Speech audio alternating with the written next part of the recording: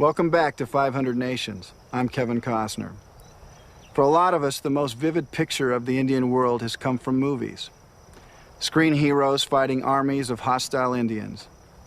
The tide has changed in movie making, thankfully, but the image of Indian warriors riding across the Great Plains still remains the universal symbol of all American Indians. Yet even with this vivid image, we know little about the people and the legendary individuals who led them. Men who fought and sacrificed everything for their nations.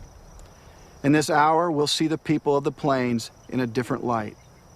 But first, we'll travel even farther west to a place where hundreds of thousands of Indian people lived in one of the most beautiful and peaceful regions of the continent, California. Welcome to Part 7 of 500 Nations, Struggle for the West.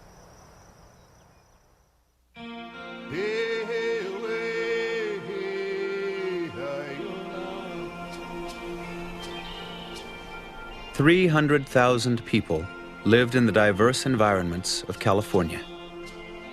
They spoke 80 languages, worked, worshipped, and raised children on lands occupied by their ancestors since before the dawn of European civilization. Many California nations had evolved into highly structured societies.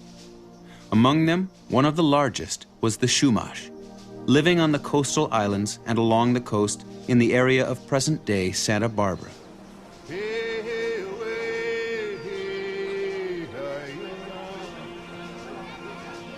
Large Chumash towns supported a professional class of astrologers, priests, government leaders, and healers. Workers belonged to centuries-old craft guilds of basket and canoe makers.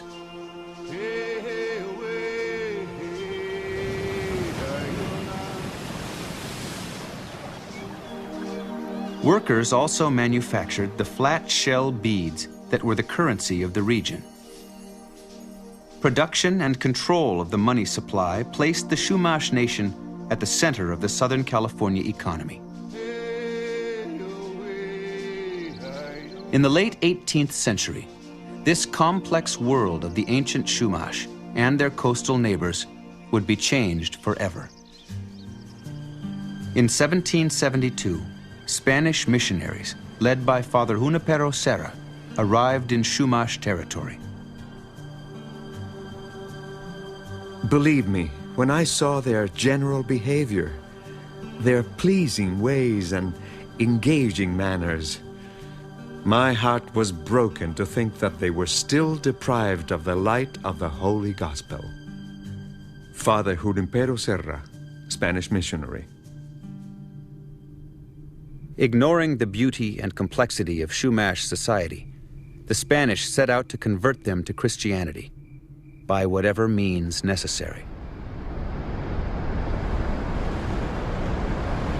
I and two of my relatives went down to the beach to catch clams. We saw two men on horseback coming rapidly towards us. My relatives were afraid, and they fled with all speed. It was too late. They overtook me and lassoed and dragged me for a long distance, their horses running.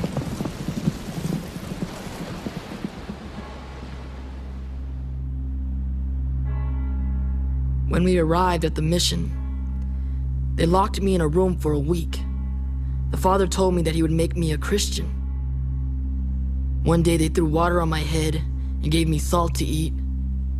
And with this, the interpreter told me that now I was Christian, and that I was called Jesus.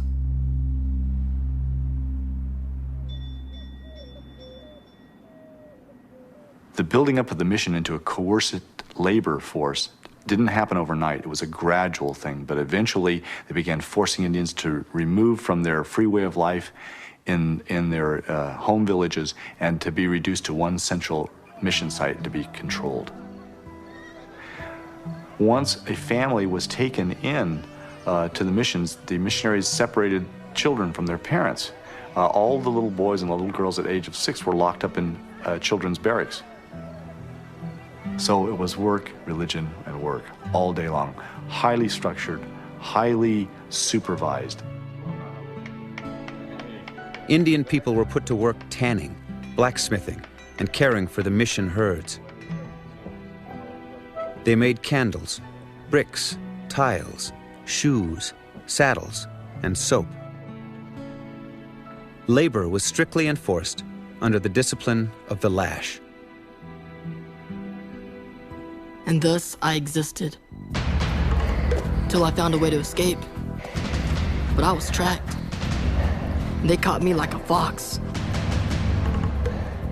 They lashed me until I lost consciousness. For several days, I could not raise myself from the floor where they had laid me. And I still have on my shoulders the marks of the lashes. Hanitil Kumiyai.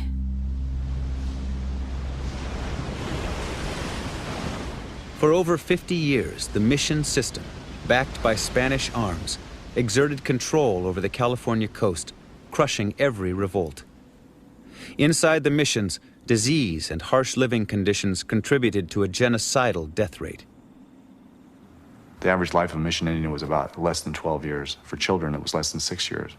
And so there was a constant need to feed this beast with laborers. And one of the sad legacies of the missions of California is that when people go to them today, they don't even think about Indians. They say the Padres built the missions. That's nonsense. The California Indians built the missions. At the Santa Barbara mission alone, over 4,000 Chumash names filled the burial registry. Their bodies discarded in large pits near the church. In 1821, control of California transferred to Mexico after it gained its independence from Spain. The Mexican government secularized the missions. Indian people were free to leave. But 50 years had completely transformed their world.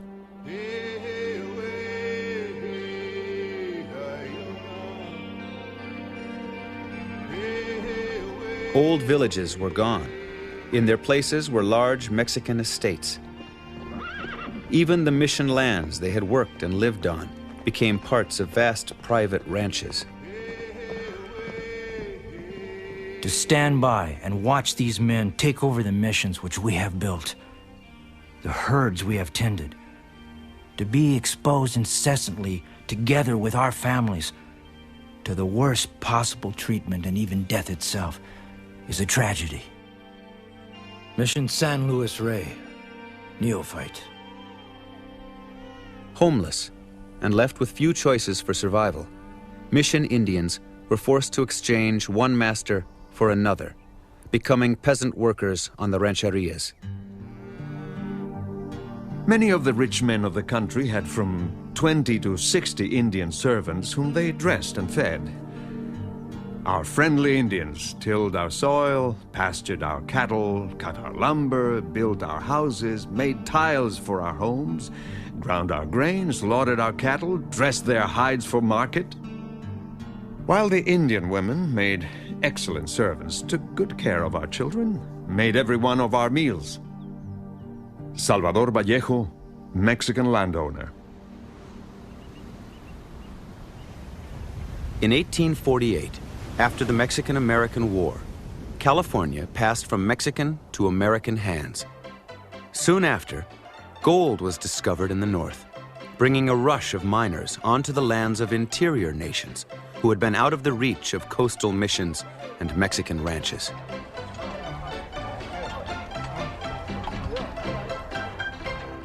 The majority of tribes are kept in constant fear on account of the indiscriminate and inhuman massacre of their people. They have become alarmed by the increased flood of immigration, much spread over their country. It is just incomprehensible to them. Adam Johnson, Indian agent. Miners came into Indian communities looking for women. Vigilante parties opened fire on men, women, and children, wiping out entire villages. It was open season on Indian people, derisively referred to as diggers. The Humboldt Times, Eureka, April 11. Headline, Good Haul of Diggers. 1 white man killed, 38 bucks killed, 40 squaws and children taken. January 17th. Headline, Good Haul of Diggers. Band exterminated. In the 1850s, while the American nation was on the verge of civil war over the issue of slavery, demand for agricultural labor in California was so high that the state legislature passed an act legalizing Indian slavery. A company of United States troops, attended by a considerable volunteer force, has been pursuing the poor creatures from one retreat to another. The kidnappers follow at the heels of the soldiers to seize the children when their parents are murdered and sell them to the best advantage.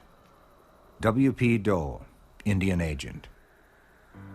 Only 30,000 native Californians survived the gold rush. 10% of what had been the most densely populated Indian area north of Mexico.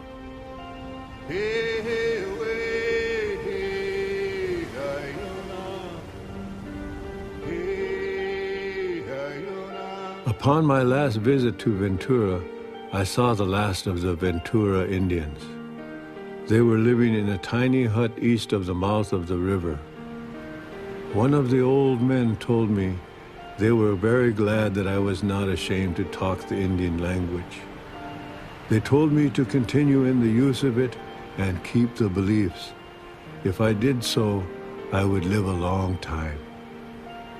Fernando Librado, Chumash. Fernando Librado lived to be 111 years old. I once went over to Dona Siana's house. I wanted to learn the swordfish dance. After the meal, I asked her to teach me the old dances, saying, "For you are the only ones left who know the old dances." Dona Siana began to cry, and I left saying nothing more. Fernando Librado, Chumash.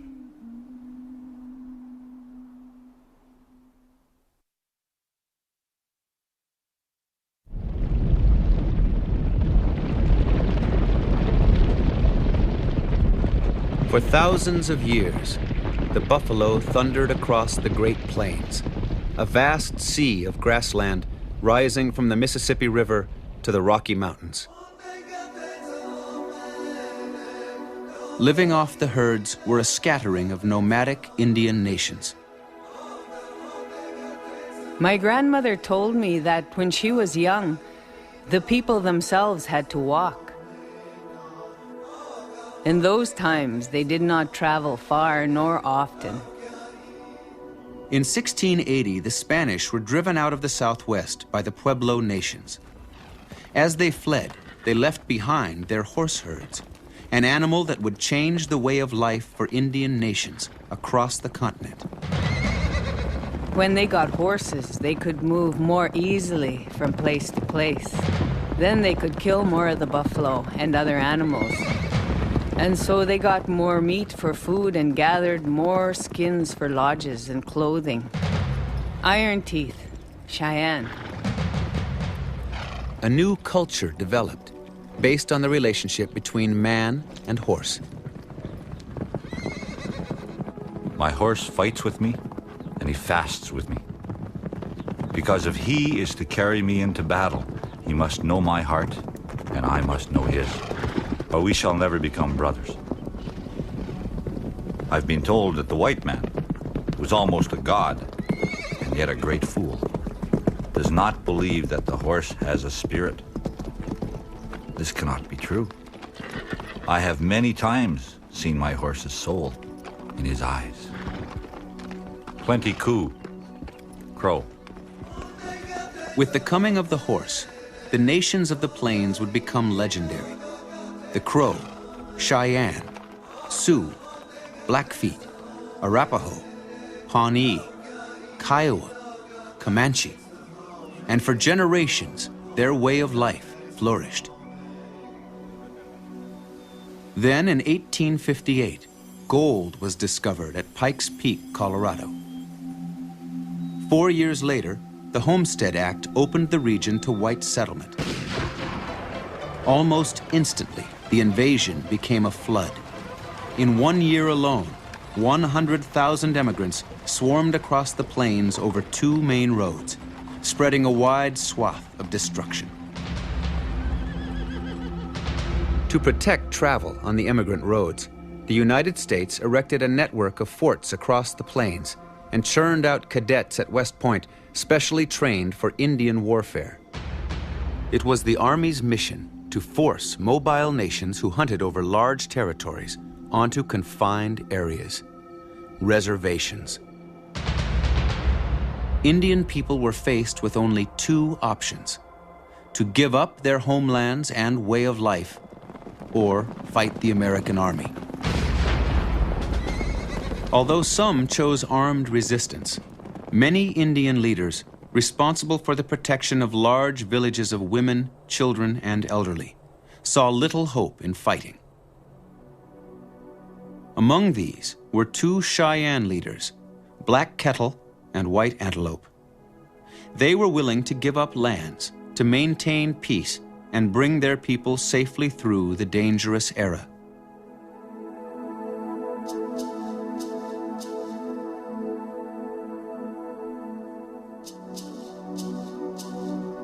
White Antelope and Black Kettle had a duty to their people to try to protect them. And to do this, they had to maintain peace. So they felt that it was their duty to go out and make peace with the United States. So they did. Black Kettle and White Antelope ceded vast Cheyenne lands to the United States in 1861 and agreed to confine themselves to a reservation in exchange for protection from soldiers and settlers and assistance of food and money to replace lost hunting lands. They then traveled to Washington to meet with President Lincoln. Lincoln presented Black Kettle with a large American flag and White Antelope with a Medal of Peace. But over the next 3 years, continued unrest on the plains fanned rumors of an impending Indian war. In Denver, Governor John Evans inflamed public opinion by fabricating stories of Cheyenne hostilities and encouraged civilians to take up arms against them.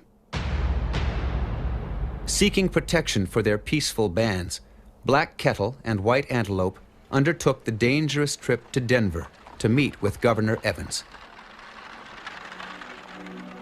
All we ask is that we may have peace with the whites.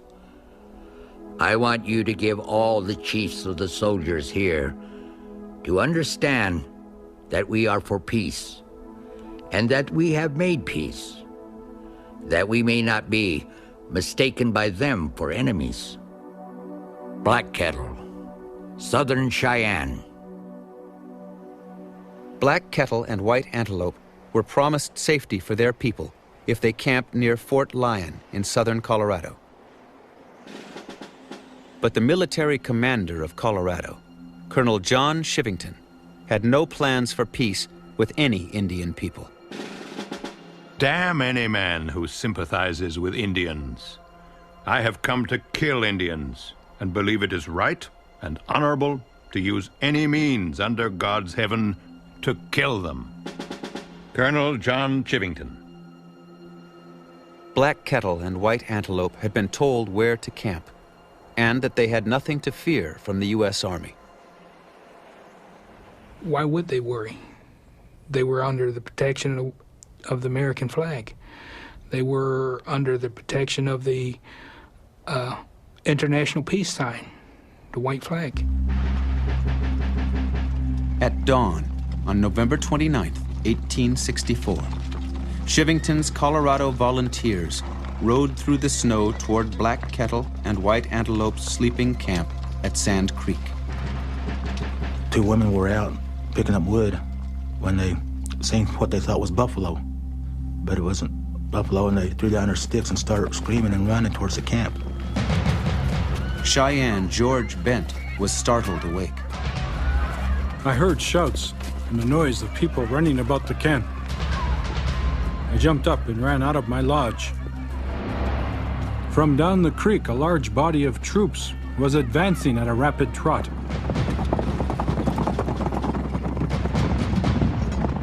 I looked toward the chief's lodge and saw Black Kettle had a large American flag tied to the end of a long lodge pole and was standing in front of his lodge holding the pole.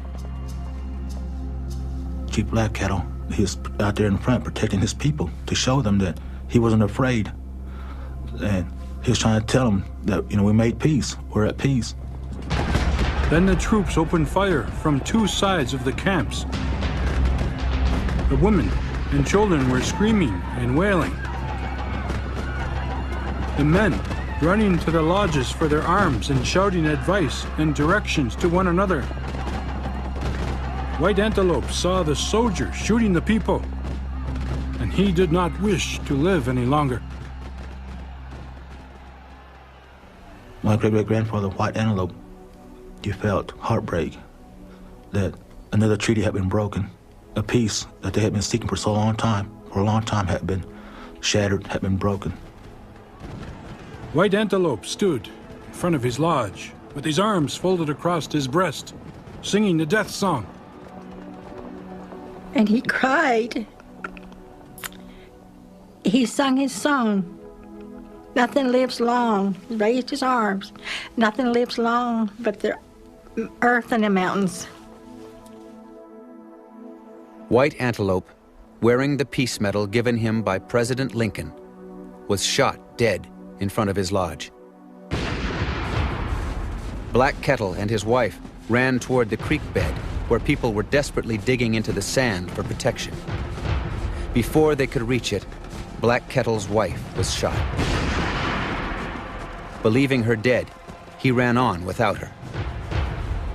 Most of us who were hiding in the pits had been wounded before we could reach the shelter.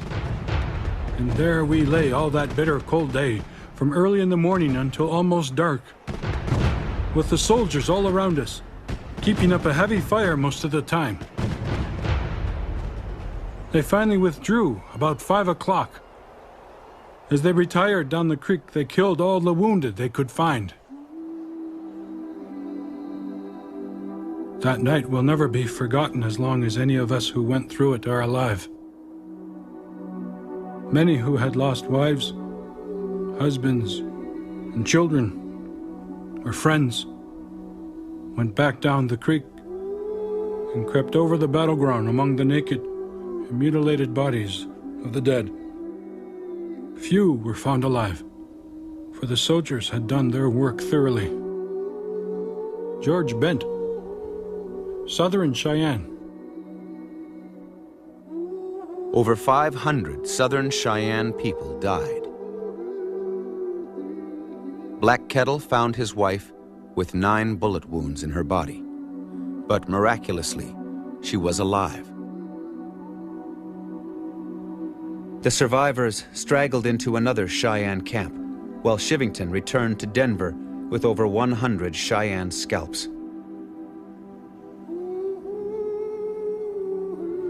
My people were massacred. Terrible thing.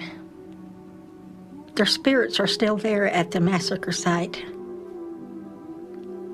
They'll never rest. Despite his loss, Black Kettle saw no hope in resistance. In 1868, his beleaguered band was camped along the Washita River on a government reservation. At dawn on November 27, 1868, almost 4 years to the day after the Sand Creek Massacre, U.S. Army troops under the command of George Armstrong Custer attacked the sleeping village. Black Kettle, his wife, and over 100 of his people were killed. The Cheyenne leader's quest for peace had come to a final bitter end, costing him his lands his freedom, and the lives of the people he had tried so desperately to protect.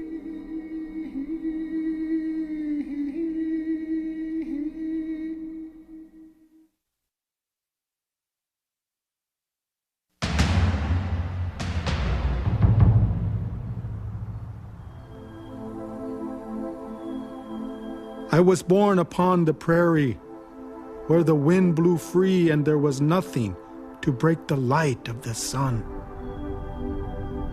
The white man has the country which we loved.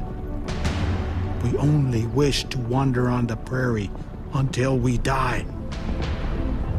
10 bears.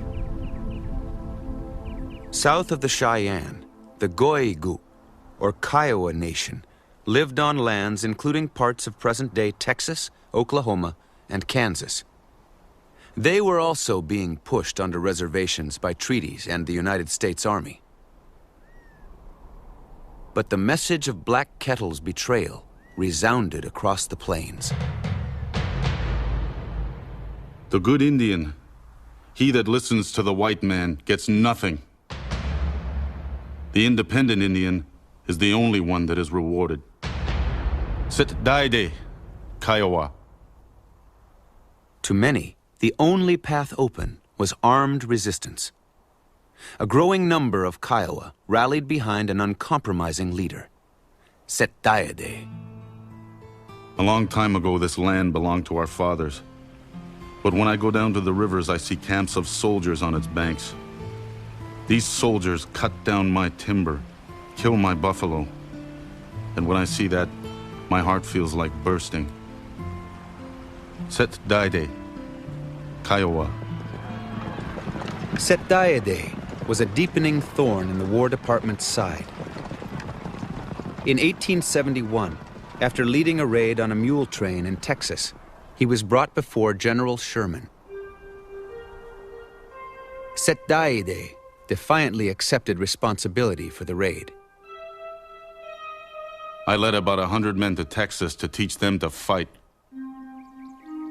This is our country. We have always lived in it. We were happy. Then you came. We have to protect ourselves. We have to save our country. We have to fight for what is ours. Set Daide was placed under arrest, shackled, and held in the crawl space below a Fort Sill barracks for 12 days. Finally, he was taken to Texas for trial. There, he was imprisoned. It would be 2 years before the Kiowa Nation was able to barter his release by surrendering their guns and horses. When Set Daide returned to the reservation where his people were confined, he found that the money, food, and supplies promised by the government as payment for their lands had not come through. And the lifeblood of the nation, the buffalo, were fast disappearing. Everything the Kiowas had came from the buffalo. Our teepees were made of buffalo hides. So were our clothes and moccasins. We ate buffalo meat. The buffalo were the life of the Kiowas. The U.S. recognized that without the buffalo, the Plains nations could not survive and would have little choice but to remain on reservations and live off the meager government rations.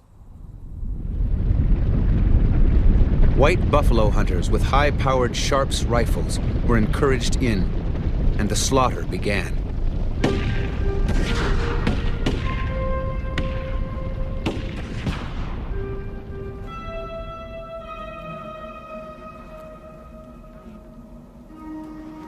Has the white man become a child that he should recklessly kill and not eat? When the Kiowa slay game, they do so that they may live and not starve. Set Daide, Kiowa. The slaughter proceeded at an astonishing pace. Thousands of animals were killed every day. The buffalo hunters have done more to settle the vexed Indian question than the entire regular army. For the sake of lasting peace, let them kill, skin, and sell until the buffaloes are exterminated. General Phil Sheridan, U.S. Army. In a desperate struggle for survival, the Southern Plains nations went to war to save the buffalo. In the summer of 1874, thousands of Indian people flooded off the reservations. And in that moment of freedom, Set Dayade and others led an allied Indian force in an attack on a buffalo hunters' camp at Adobe Walls, Texas. But they were no match for the hunters with their powerful buffalo guns. Defeat was followed by massive military expeditions by the United States Army to force the Southern Plains nations back onto reservations. In the fall, Set Dayade was forced to surrender and was returned to the penitentiary at Huntsville, Texas. Later, it was reported that he had committed suicide by leaping out of a window. The Kiowa believed he was murdered. They killed Set Dayade. That's what I was always thinking of the Kiowa people. They killed him. He didn't kill himself. He's too much of a man to do anything like that. It's too much of a chief to do. Chiefs don't do that. By winter, all Kiowa bands had been forced back to the reservation. The following spring, the last of the Cheyenne surrendered, followed soon after by the last free Comanche.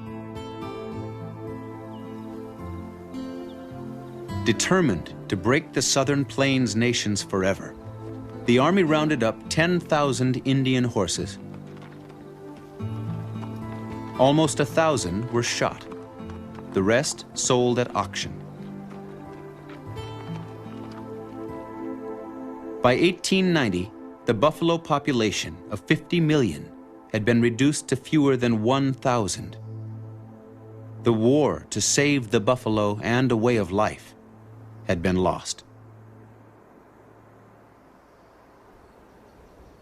The Kiowas were camped on the north side of Mount Scott, those of them who were still free to camp.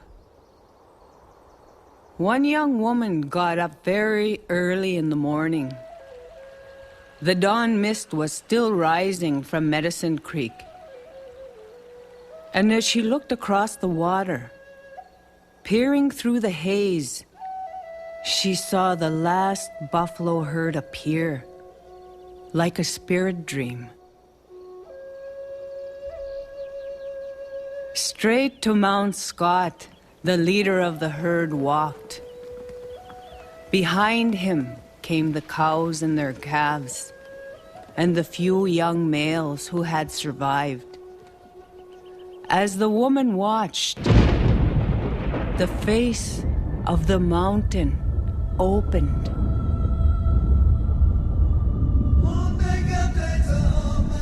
Inside Mount Scott, the world was green and fresh, as it had been when she was a small girl.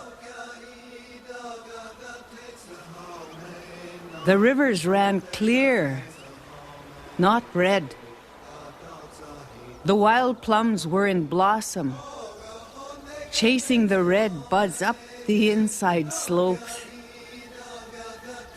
Into this world of beauty, the buffalo walked, never to be seen again.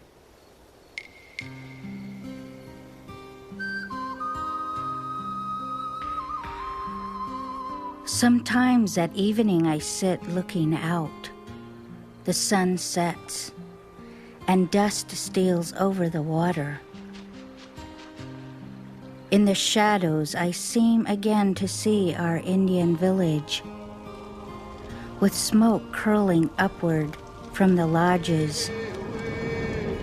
And in the river's roar, I hear the yells of the warriors, the laughter of the little children as of old. It is but an old woman's dream.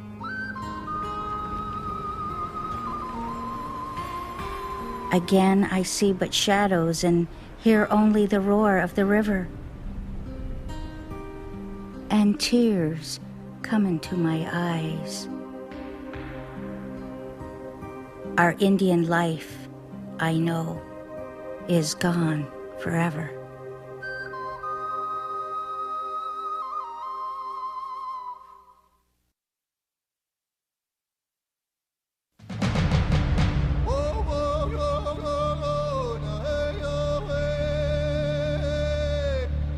What treaty that the whites have kept has the red man broken? Not one. What treaty that the white man ever made with us have they kept? Not one. Sitting Bull, Hunkpapa. The northern plains mirrored the south, with Indian nations being driven onto reservations. Yet a handful of leaders refused to sign treaties and were determined to remain free at any cost. These defiant leaders became heroes to Indian people across the plains. Among them, 2 men from the Sioux nations stood alone. One was the venerated Hunkpapa holy man, Sitting Bull. The other was a young Oglala fighting man whose fierce military genius struck fear into his enemies and inspired fervent followers. His image would never be captured by photographers or artists, but his spirit of pride and resistance would be carried on by his people. His name was Crazy Horse. In the summer of 1876, thousands of Cheyenne, Arapaho, and people from many Sioux nations fled the reservations to join Sitting Bull and Crazy Horse in a great encampment along the Little Bighorn River in present-day Montana.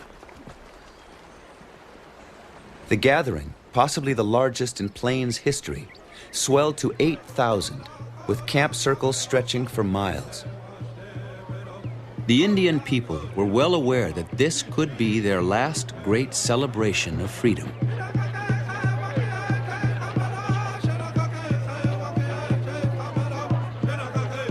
There, far from any white settlements, they would hunt the last remaining buffalo, feast, race ponies, visit with old friends and relatives, and join in a massive sun dance that would be remembered for generations.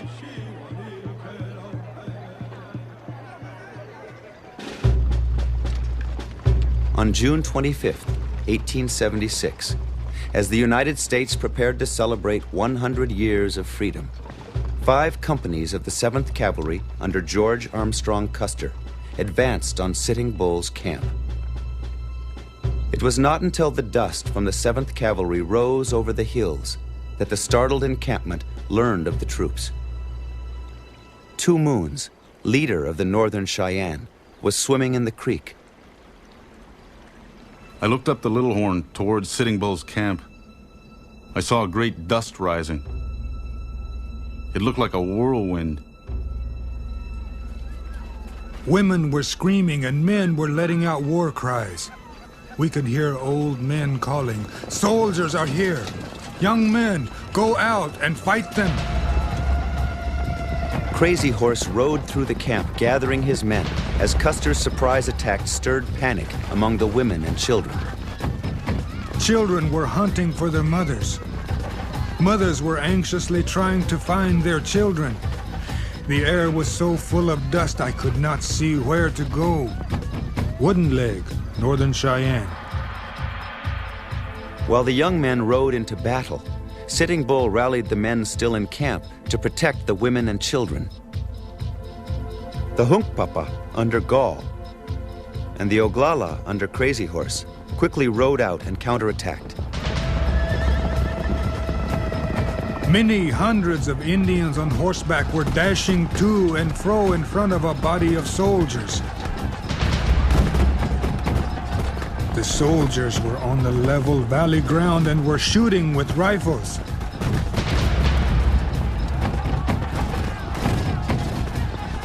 Not many bullets were being sent back at them, but thousands of arrows were falling among them. Wooden Leg, Northern Cheyenne. A big dust was whirling on the hill, and then the horses began coming out of it with empty saddles. Black Elk, Oglala. The battle was over in less than half an hour. Custer, 260 men of the 7th Cavalry, and as many as 150 Indian people lay dead. Cheyenne survivors of the massacre of Black Kettle's people along the Washita River exulted in the death of Custer, the man they called Woman Killer.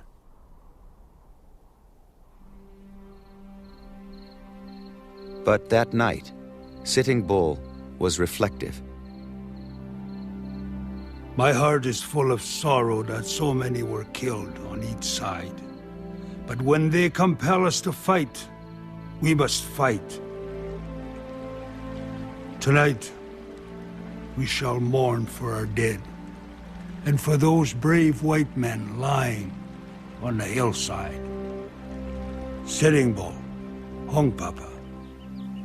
The next day, firing the grass as cover, the Indian forces broke camp and headed toward the Bighorn Mountains. News of the battle reached the outside world on July 4th, 1876, dampening a giddy U.S. centennial celebration. The next morning's newspapers, ignoring all evidence, called it a massacre. We felt that it was a great battle, not a massacre. The soldiers were going to compel us to stay on our reservation and take away from us our country. We were trying to get away from them. Runs the enemy, Cuthead Sioux. Outraged by what was seen as an affront to their national pride, the American public cried out for immediate reprisal. Punitive expeditions were sent out, mercilessly hunting down the last free bands of the northern plains. Sitting Bull's Hunkpapa escaped into Canada, where they received political asylum. Crazy Horse's Oglala took refuge in the Black Hills, where the full force of the United States Army was turned on them. For months, the Army was unable to defeat or capture the Oglala leader. Finally, the U.S. made peace overtures to Crazy Horse, promising land, generous subsidies, and protection if he and his starving people turned themselves in. On May 5th, 1877, after nearly a year of successfully eluding the all-out manhunt, Crazy Horse led nearly 1,000 followers to surrender at Camp Robinson. Oglala, already at the agency, lined the route, singing and cheering. One U.S. Army officer marveled that it was a triumphal march, not a surrender. The leader, who had known nothing but the freedom of the plains, was stripped of his horse and gun. Then, 4 months later, on September 5th, 1877, believing he was going to a meeting with the commander of Fort Robinson, Crazy Horse was led past an armed guard to the doorway of a building. Inside was a small barred cell, 3 feet wide by 6 feet tall. Crazy Horse resisted.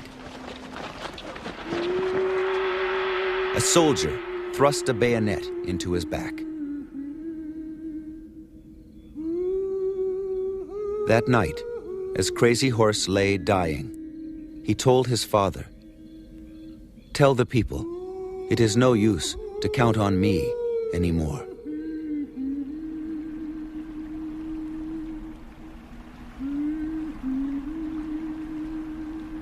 Crazy Horse was laid to rest near the creek called Wounded Knee.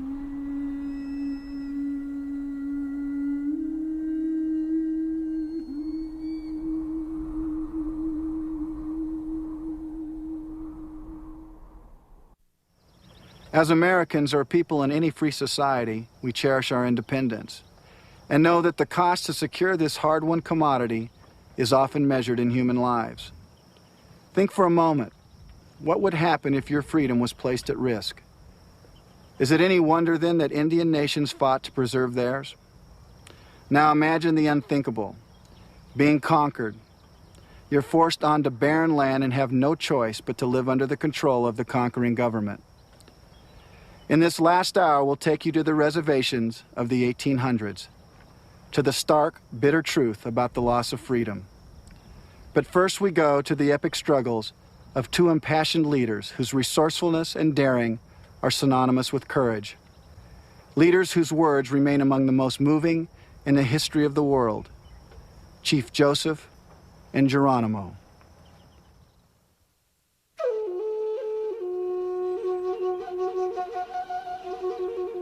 My father sent for me. I saw he was dying. I took his hand in mine. He said, "My son, never forget my dying words. This country holds your father's body. Never sell the bones of your father and your mother." I pressed my father's hand and told him I would protect his grave with my life. I buried him in that beautiful valley of winding waters.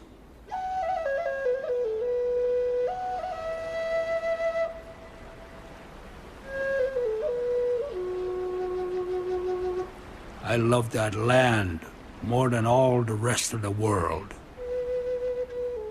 Chief Joseph, Nez Perce.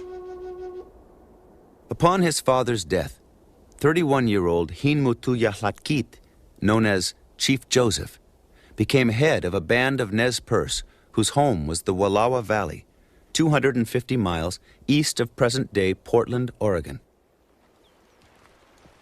Famed for their selective breeding of horses, particularly the Appaloosa, the Nez Perce had always been friends to the Americans. But with the opening of the Oregon Territory and the end of the American Civil War, white settlers, cattlemen, and gold miners came to covet the rich Nez Perce land. Ignoring their long friendship with the Indian nation, the U.S. government supported the settlers' claims. In 1877, General Oliver Howard entered the Wallowa Valley with orders from Washington to remove the Nez Perce by treaty or by force.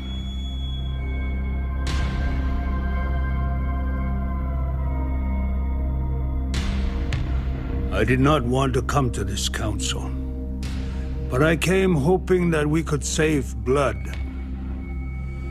The white man has no right to come here and take our country. And we will defend this land as long as a drop of Indian blood warms the hearts of our men. Joseph was faced with a terrible choice: to betray his father's dying wish or to commit his people to war. Finally, he reluctantly agreed to relinquish his Wallowa Valley homeland.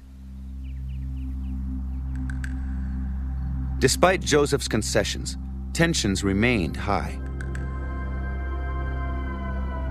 As the Nez Perce were preparing to move onto the reservation, a youth whose father had been murdered by settlers gathered several friends and killed 4 settlers who were known to have committed atrocities against Nez Perce people. I know that my young men did a great wrong, but I ask, who was the first to blame? Their fathers and brothers had been killed. Their mothers and wives had been disgraced. They had been told by General Howard that all their horses and cattle were to fall into the hands of white men. I would have given my own life if I could have undone the killing of white men by my people. Chief Joseph, Nez Perce. When 7 more whites were killed, General Howard sent a military force against the Indian nation. Nez Perce leaders responded by dispatching a truce delegation under a white flag to meet Howard's advancing army. Howard's men opened fire.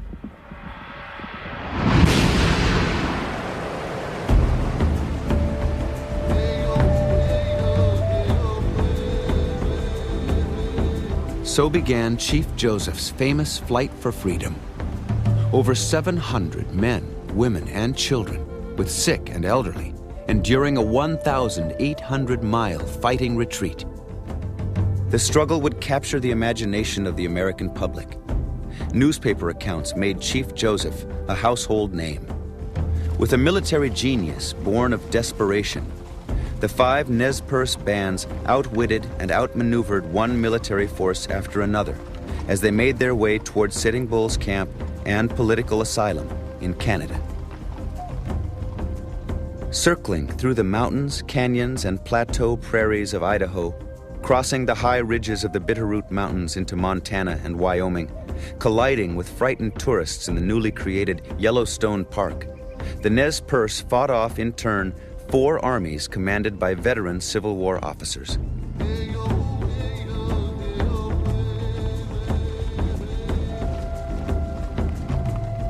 After 105 days of constant pursuit, the Nez Perce reached the Bear Paw Mountains in Montana, 1 day from Sitting Bull's camp and freedom. They knew they had put safe distance between themselves and the pursuing armies and stopped for a last rest before moving across the border. What they did not know was that a new army had been dispatched by telegraph and was surrounding them as they camped. The Nez Perce were taken completely by surprise. The fighting was intense, and in the first moments, Chief Joseph and 70 others were cut off from the rest of the camp. With a prayer in my mouth, I dashed unarmed through the line of soldiers. My clothes were cut to pieces, my horse was wounded, but I was not hurt. As I reached the door of my lodge, my wife handed me my rifle, saying, "Here's your gun. Fight." They ran up the hill when the fighting was they're tearing the camp down there. She had this little baby and her girl by the hand, and they said there was kind of a tree, like there was a big log there, so they crawled under that log to kind of hiding from the soldiers that might come and probably shoot them down too. And they just stayed there till everything was quiet. The battle raged throughout the first day with heavy casualties on both sides, including the leaders of 3 of the 5 Nez Perce bands. By the second day, the Nez Perce were dug in and fighting from trenches. The army could not mount an attack without heavy losses. Finally, on October 5th, General Nelson A. Miles called Chief Joseph to peace talks under a flag of truce. Chief Joseph went to General Miles and gave up his gun, only 1 day from Sitting Bull's camp and Canadian asylum. I am tired of fighting. Our chiefs are all killed. The old men are all dead.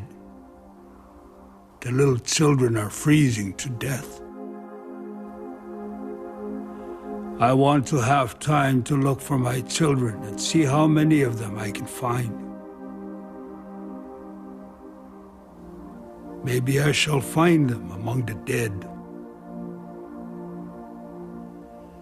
Hear me, my chiefs.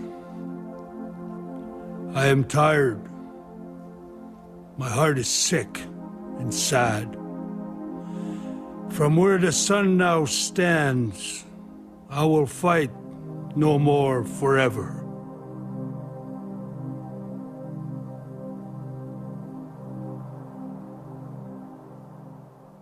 But the United States would not honor the terms of Chief Joseph's surrender. The captured Nez Perce were shipped south to a malaria-infested reservation at Fort Leavenworth, Kansas, before final relocation to Oklahoma Territory. Chief Joseph had put down his gun, but he had not given up the struggle for his homeland. He would devote the rest of his life to honoring his promise to his father and fighting for his people. He traveled to Washington, D.C., where he passionately argued his case before Congress. I have heard talk and talk, but nothing is done. Good words do not last long unless they amount to something. It makes my heart sick when I remember all the good words and all the broken promises. In 1885, after 8 long years and a massive campaign launched by Eastern philanthropists, Chief Joseph's people won the right to return to the Northwest, but not to their beloved Wallowa Valley. The cattlemen who occupied it threatened to kill Chief Joseph if he returned. Forever banished from his country, Joseph and 150 members of his band were taken under military escort to a reservation in Washington Territory.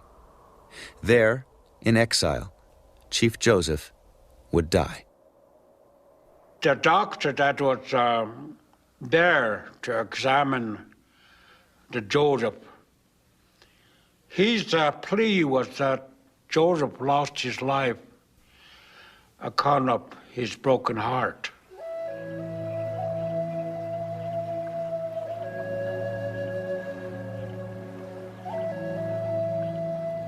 If the white man wants to live in peace with the Indian, he can live in peace. Treat all men alike. Give them all an even chance to live and grow. You might as well expect the rivers to run backward, as that any man who was born a free man should be contented when penned up and denied liberty to go where he pleases. Let me be a free man, free to travel, free to stop, free to work, free to choose my own teachers, free to follow the religion of my fathers, free to think and talk and act for myself. Chief Joseph Nez Perce.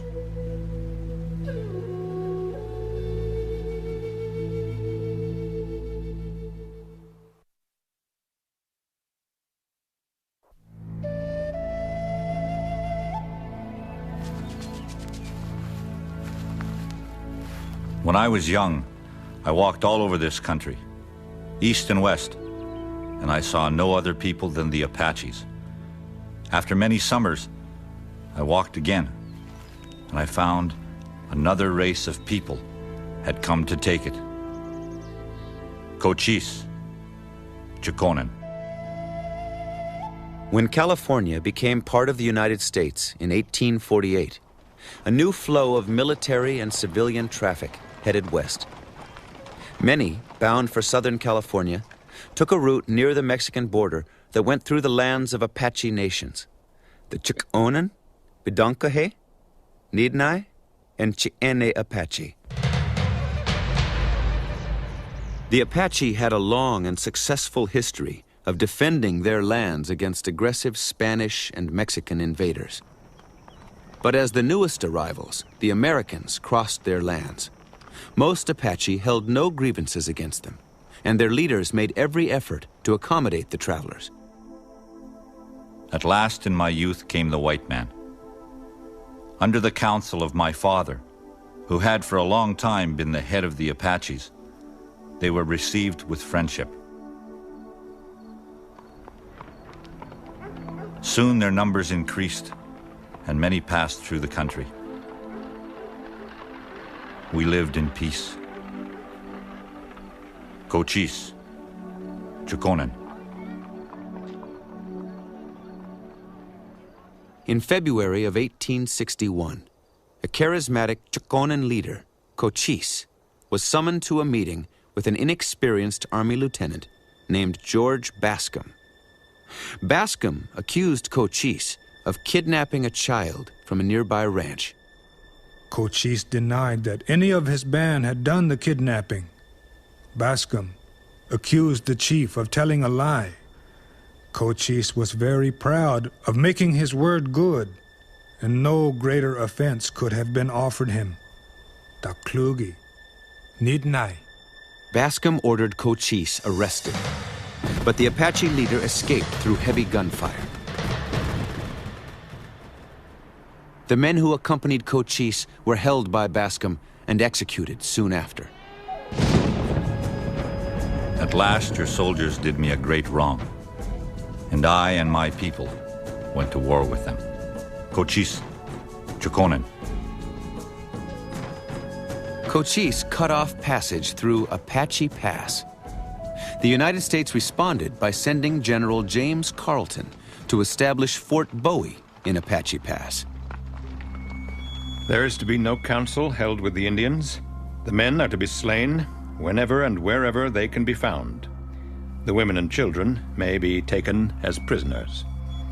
I trust that these demonstrations will give those Indians a wholesome lesson. But the long and intense efforts of the United States Army would have little success. Based at his stronghold high in the Rocky Dragoon Mountains, Cochise fought a successful guerrilla war against the U.S. cavalry for the next 9 years.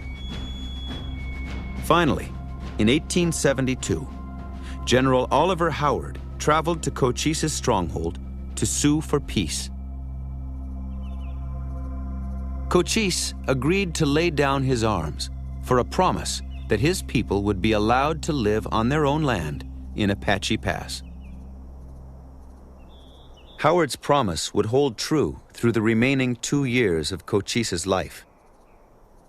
Then, in 1876, the United States dissolved the Apache Pass Reservation and ordered the people to the barren San Carlos Reservation. The Creator did not make San Carlos. It is older than He. He just left it as a sample of the way they did jobs before He came along. Take stones and ashes and thorns, and with some scorpions and rattlesnakes thrown in, dump the outfit on stones, heat the stones red hot, set the United States Army after the Apache, and you have San Carlos.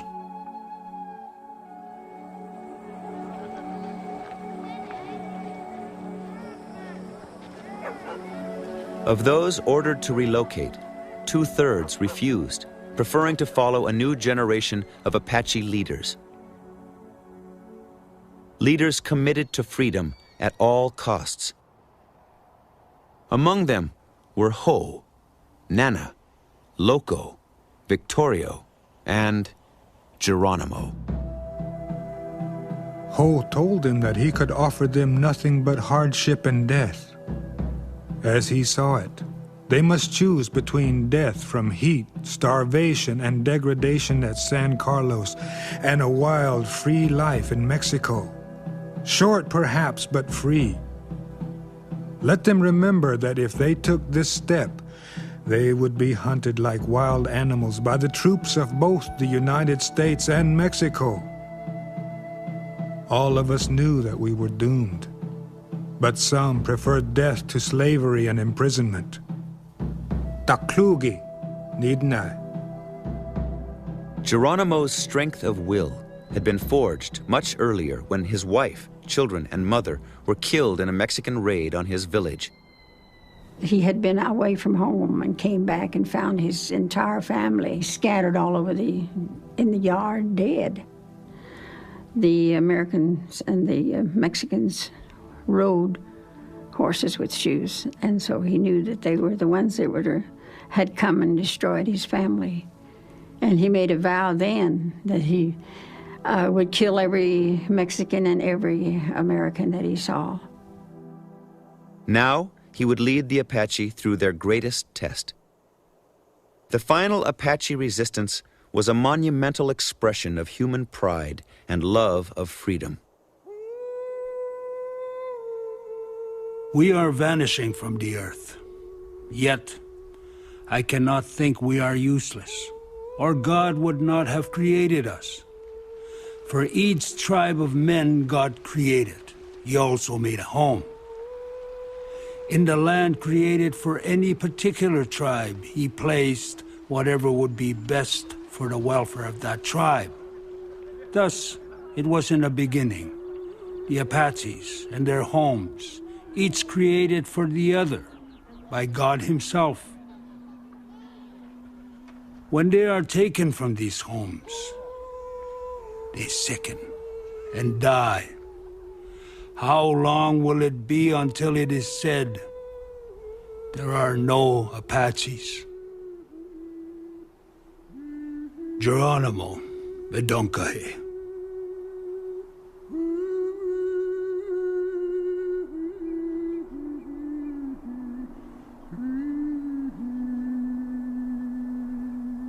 For a decade, the Apache surmounted overwhelming odds.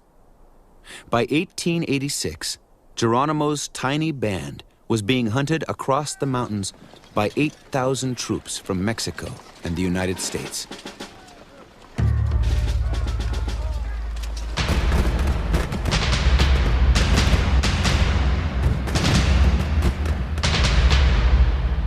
He was losing all his warriors and his family.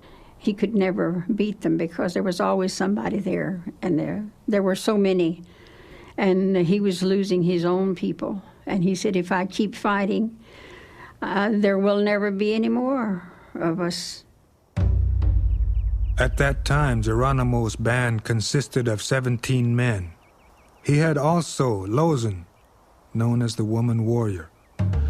Geronimo was handicapped by the presence, too, of women and children who must be defended and fed. Nobody ever captured Geronimo. I know. I was with him. Anyway, who can capture the wind? Tao Klugi, Nidnai. On September 3rd, 1886, Geronimo turned himself in to General Miles, who had already made his reputation as the man who finally caught Chief Joseph. As a condition of surrender, Miles promised Geronimo that his band would be taken into custody for only a short while before being released to a reservation in the Southwest. But Miles lied. Geronimo's people, and even Apache peacefully settled at the San Carlos Reservation, were shipped to Indian prisons in Florida. I was born as a prisoner of war. They promised us in the beginning that we would be held prisoners for 2 years, which went into 28 years. And I'm almost sure we're the only tribe that ever served that many years in prison.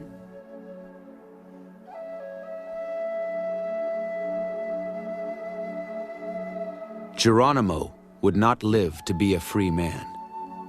After 23 years as a prisoner of war, he died in 1909. What is the matter that you don't speak to me?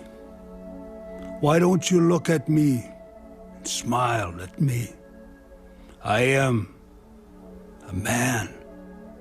I have the same feet, legs, and hands, and the sun looks down on me a complete man.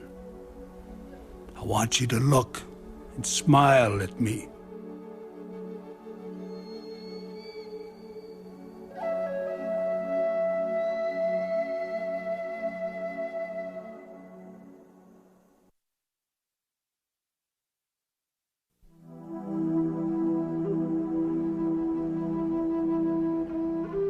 By the late 1800s, reservations had become virtual concentration camps. Most were on barren lands, useless for farming and devoid of game. Indian people were forced to live off of U.S. food rations, promised in treaties in return for their lands. Providing subsidies and food for over 200,000 Indian people was big business. The distribution system quickly became a corrupt network of government agents and their partners, known as the Indian Ring. If they bring any goods for the Indians, the agents live off of them. And pay has been taken by the agents. And they have put money in their pockets. The steamboat came in the night and took away boxes of goods so that the Indians would not know it. Struck by the Ree, Yankton. Robbing nations of their meager government subsidies, the Indian Ring left the people in abject poverty. And they hoped it seems to me to take away the spirit of the people, so that we become more docile, so to speak. We would then only depend upon them for the way to be. We would have to go to whoever brought out the rations. I noticed a small group of Indians who sat under a tree. All were dirty, ragged, and lean. Soon an Indian woman and a young girl hurried into the group and laid down packs and opened them. I could see spread out there some dingy meat, evidently waste from a butcher's shop, and some discarded scraps of stale bread and other stray odds and ends of food. I felt a wave of fury toward our government's whole Indian policy. Thomas Tibbles, reporter. Many Eastern reformers were determined to break the Indian ring, but they believed that the only lasting solution was change, not only for the bureaucrats, but for the Indian people themselves. Indian ways were judged as backward and wrong, that for their own good, their cultures had to be erased. Indian people were to be remade in their reformers' image. The Indians' only safe future can be found in merging their interests with ours and becoming part of the people of the United States. Their safe course is to quit being tribal Indians, to go out and live among us as individual men, to adopt our language, our industries, and become a part of the power. Richard Pratt, Director, Carlisle Indian School. The policy of stripping Indian people of their cultures became official with the 1887 passage of the General Allotment Act. The act broke apart communal land holdings, assigning plots to individuals in an effort to force them to live like white farmers. As long as Indians live in villages, they will retain many of their old and injurious habits. Heathen ceremonies and dances, constant visiting.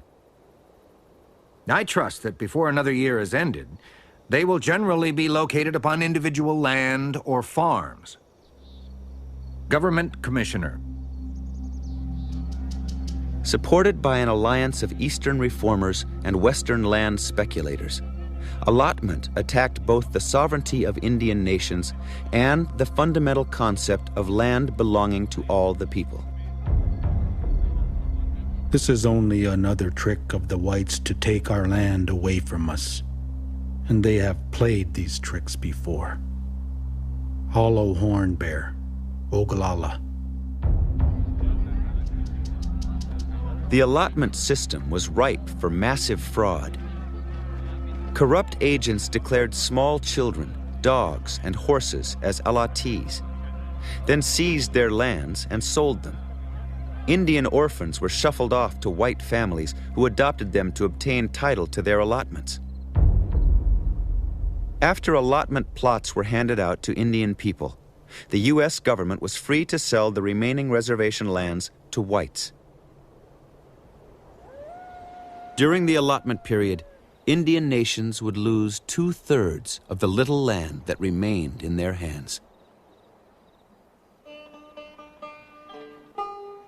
2 years after the passage of the Allotment Act, Oklahoma Indian Territory was officially opened to settlers.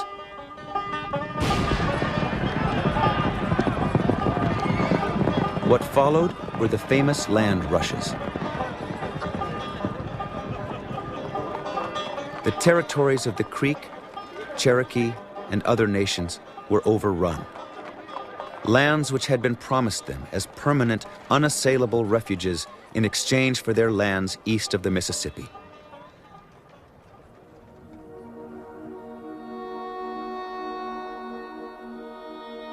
But of all the government policies designed to end Indian cultures, the cruelest was yet to come. Indian people would be robbed of even their children. Across the country, Indian children, some as young as 4 years old, were taken from their parents, often by force, and sent to boarding schools.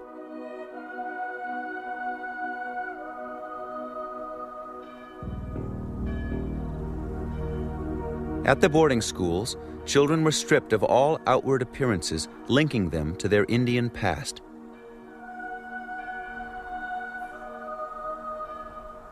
Our belongings were taken from us. Even the little medicine bags our mothers had given us to protect us from harm. Everything was placed in a heap and set afire. Next was the long hair, the pride of all the Indians. The boys, one by one, would break down and cry when they saw the braids thrown on the floor. Lone Wolf, Blackfeet. Children were forbidden to speak of their traditions and severely punished if they used their native languages. Fed distorted images of evil Indians, many came to doubt their own identity. I remember growing up that I never really felt good about myself. We were taught to be ashamed of who we were and who we are. And it hurts when you're young and you're trying to understand. We all wore white man's clothes and ate white man's food and went to white man's churches and spoke white man's talk. And so after a while, we also began to say Indians were bad. We laughed at our own people and their blankets and cooking pots and sacred societies and dances. Sun Elk, Taos. Many boarding schools were set up in converted military posts, where for decades soldiers had been trained to fight Indian people. Students slept on cots in cement barracks and were drilled daily in strict military regimen. It was like an army barrack. They marched just like they do in the army when you first go into the army. We marched to school. We marched to eat. They took us to church. We marched to church. We lived kind of an army-style life. And we went to school that way. If we thought the days were bad, the nights were much worse. This was the time when real loneliness set in. Many boys ran away, but most of them were caught and brought back by the police. We were told never to talk Indian, and if we were caught, we got a strapping with a leather belt. I remember one evening when we were all lined up in a room, and one of the boys said something Indian to another boy. The man in charge caught him by the shirt and threw him across the room. Later we found out his collarbone was broken. The priest would take a leather harness strap and he would beat my husband. And every time that strap would come down on him, how he would repeat to himself, "I'll never forget my language." He was thinking that, "I will never forget my language." The boy's father, an old warrior, came to the school. He told the instructor that among his people, children were never punished by striking them. That was no way to teach children. Kind words and good examples were much better. Lone Wolf, Blackfeet. Each day stretched into another endless day. Each night for tears to fall. Tomorrow, my sister said. Tomorrow never came. And so the days passed by, and the changes slowly came to settle within me. Gone were the vivid pictures of my parents, sisters, and brothers. Only a blurred vision of what used to be. Desperately, I tried to cling to the faded past, which was slowly being erased from my mind.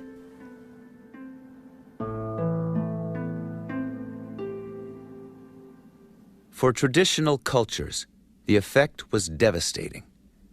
Boarding school graduates returned to the schools and encouraged new students, fresh from the reservations, to give up their traditions. Don't look back. All that is passed away. This country through here is all improved. You saw when you were coming. Cities, railroads, houses, manufactories. Boys, this was once all our country, but our fathers had not their eyes open as we have. Now, the only way to hold our land is to get educated ourselves. Henry Jones, Creek. But the home cultures were not altogether powerless against boarding school invasion. Many held firmly to their traditions, and returning graduates who did not readapt found they had no place in their old world. It was a warm summer evening when I got off the train at Taos Station.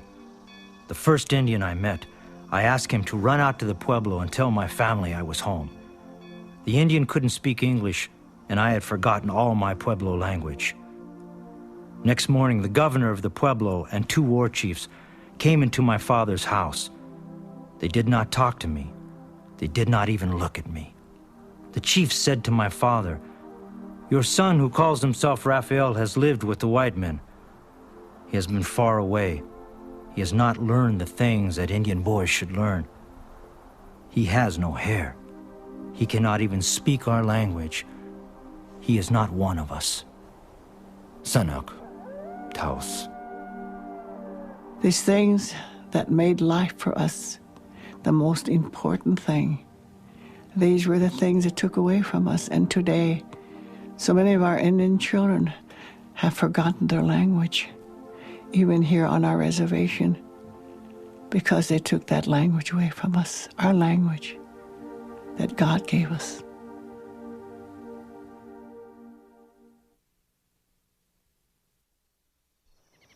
When we started this series, we wanted to make sense of how a continent of some 500 Indian nations became what it is today. What we found was an ironic path. Newcomers looking for freedom and tolerance, but showing little of those virtues to the people they encountered. Many Indian nations have survived. Today, there are over 10 million Indian people in North America, with 2 million in the United States alone. They no longer face conquistadors or invading settlers, but they continue to deal with the complex struggle to maintain their cultures and quality of life. It's difficult to explain, the native people are like a root, where everything grows there. It's their community, it's their land. And that's where they live. That's where they are born. That's where they have their grandparents buried. The ancestors were there. Their language is there. Everything is there. And then you ask them to change their way of life. So you carry them away. I say it's just like when you try to plant a tree, let's say a spruce tree, in a desert land. Even though you put water in it, it's going to dry, it's going to die. Our people, our families had been telling us all these stories all these many years. And at last, we finally set foot and walked in the areas and slept in the country where our grandmothers and grandfathers started from.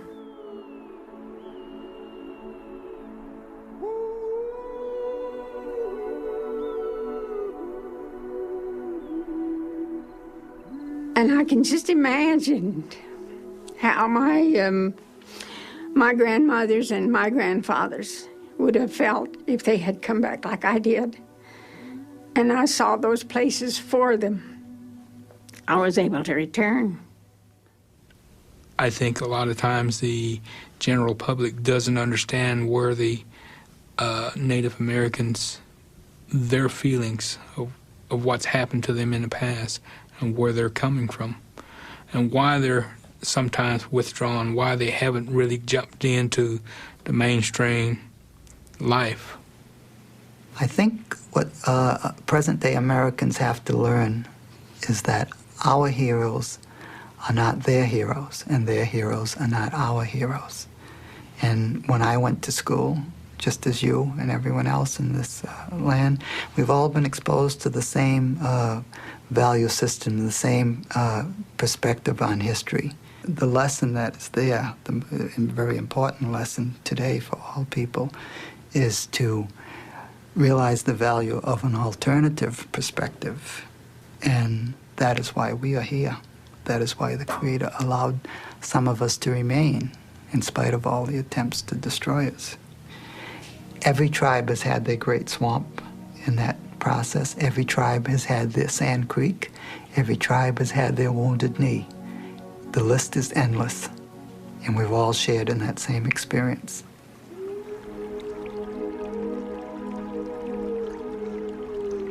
I went to a meeting at Wounded Knee in November when there was snow all over the ground, and we were on our way to the burial site.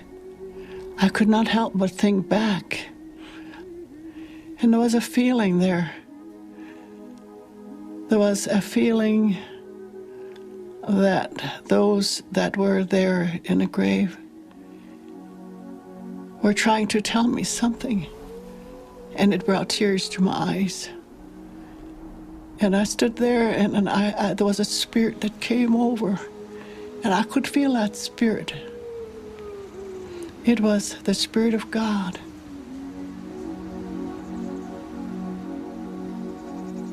There is a mightier power than kings and presidents who guides the minds of the people. A higher power. The mandates are very simple. You know, that we must live in the land that the Creator gave to us and look after His gifts so that our great-great-grandchildren will be able to enjoy the same things that we enjoy today. If we look at natural laws in a very simplest form, is that you must drink water to survive. So if you pollute the water so that you can't drink it, then you will perish. And there's no appeal to this if you violate the natural laws. Someday, I fear that the land that we have here now will be taken because some of the treaties state that as long as the water flows and the grasses grow, that we will be here. But our rivers are drying up, and when the water is gone, what will happen then? And what's going to happen to my children? Our cultures have been assaulted, our lands have been stolen, but we're still here as a people. And we're fighting the same battles that have been fought for the last 300 years. They're unresolved. And it's up to us to resolve them in a fair and honorable manner. Destiny is not a matter of fate. It's a matter of choice. And we have some choices to be made here. We have the choice of continuing to survive on this planet as Indian people. That's our goal, and we're going to accomplish that. We're going to be here for many, many years to come.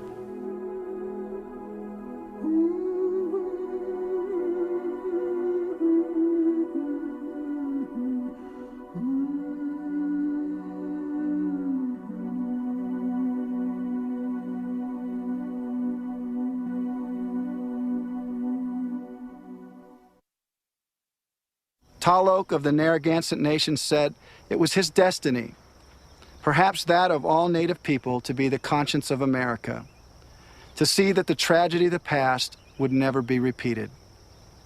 Hopefully now that we've had a glimpse of the other side of the American story, we too can be a part of that collective conscience. Thank you for joining us.